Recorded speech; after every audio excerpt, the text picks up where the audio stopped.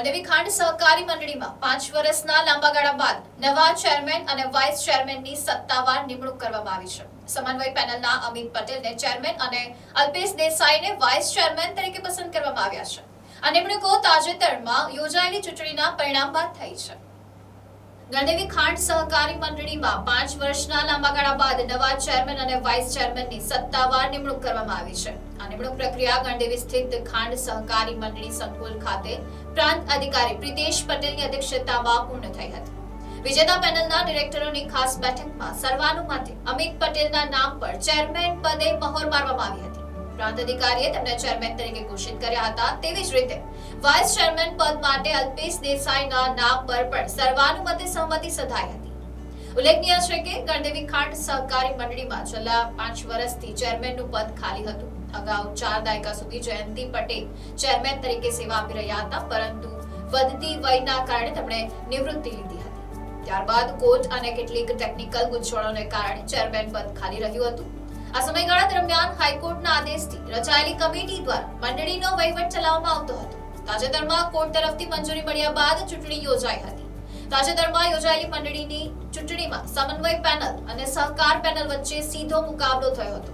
કુલ 16 બેઠકોમાંથી સમન્વય પેનલે 11 બેઠકો જીતીને સ્પષ્ટ બહુમતી મેળવી હતી, જ્યારે સહકાર પેનલને 4 બેઠકો મળી હતી. મંડળીના આશરે 5800 ખેડૂત સભાસદોએ આ ચૂંટણીમાં ઉત્સાહભેર મતદાન કર્યું હતું. આ ચૂંટણીમાં 100 કરોડ રૂપિયાથી વધુના ખર્ચે આકાર પામનારો ઇથેનોલ પ્રોજેક્ટ મુખ્ય મુદ્દો બન્યો હતો. ખેડૂત સભાસદોએ મંડળીના ભવિષ્યની પ્રગતિ અને આ મહત્વપૂર્ણ પ્રોજેક્ટના સમર્થનમાં પોતાનો મત આપીને સમન્વય પેનલ પર વિશ્વાસ વ્યક્ત કર્યો હતો. આજ રોજ સહકારી ખાંડ ઉદ્યોગ મંડળ ગણદેવીના પ્રમુખ ઉપપ્રમુખની વરણી હતી, જેની અંદર સર્વાનુમતે બિનહરીફ પ્રમુખ તરીકે ચૂંટાઈ આવ્યો છું. તેમજ મારી સાથે મારા ઉપપ્રમુખ તરીકે અલ્પેશભાઈ ચંદુભાઈ દેસાઈ બિનહરીફ એમની પણ વરણી થઈ છે.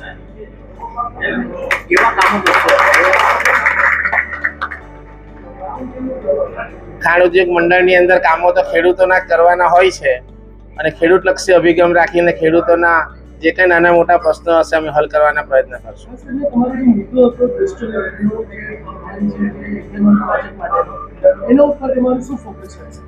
ડિસ્ટિલરી પ્રોજેક્ટની અંદર જે અમારું ફોકસ હતું એની અંદર અમે સારા કન્સલ્ટન્ટોની નિમણૂકો પણ કરશું.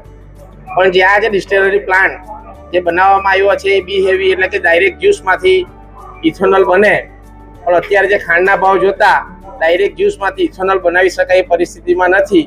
જે આપણે મોલાસીસમાંથી જ ઇથેનોલ બનાવવાનો પ્રોજેક્ટ છે તે જ આપણે હાલ ચાલુ રાખીશું.